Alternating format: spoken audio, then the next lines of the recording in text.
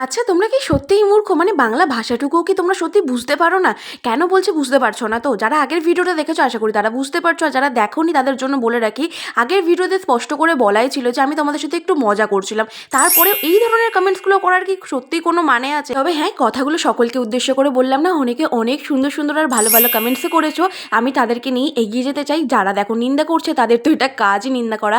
আমি যে ভাষাতেই বলি না কেন তারা কোনোভাবেই বুঝবে না। তাই তাদেরকে ইগনোর করে আমার লাইফের মেন উদ্দেশ্য হচ্ছে যারা ভালোবাসা দিচ্ছে তাদেরকে নিয়ে এগিয়ে যাওয়া। তাহলে চলো তাদেরকে পেছনে ফেলে আবারও বিয়ের বাড়ির মনোরম পরিবেশে আমরা মেতে উঠি। আচ্ছা, তোমরা কারা কারা বিয়ের বাড়িতে গেলে আমার মতো করো বলো তো, যাদের ছবি আর ভিডিও তোলা তো শেষই হয় না। আমার কাছে বিয়ের বাড়ি মানে কিন্তু শুধু খাওয়া দাওয়া নয়, তার সাথে অনেকটা সাজুগুজু করে ছবি আর ভিডিও তোলা। তবে ভেতরে গিয়ে দেখলাম দিদিদের বিয়ের নিয়ম কানুন আবারও শুরু হয়ে গেছে। দিদির বিয়েতে পুরো বিয়ের বাড়িটা যে শুধুমাত্র লাইটের আলো সেজে উঠেছিল তা কিন্তু নয়, তার সাথে সাথে বাজির আলো ও শব্দ তো পুরো বিয়ের বাড়ি একদম গম গম করছিল। তবে খাওয়া দাওয়ার অনেক ভিডিও নিয়ে আছে খুব তাড়াতাড়ি পরের পার্টে। আজকের মতো এতটুকুই, টাটা।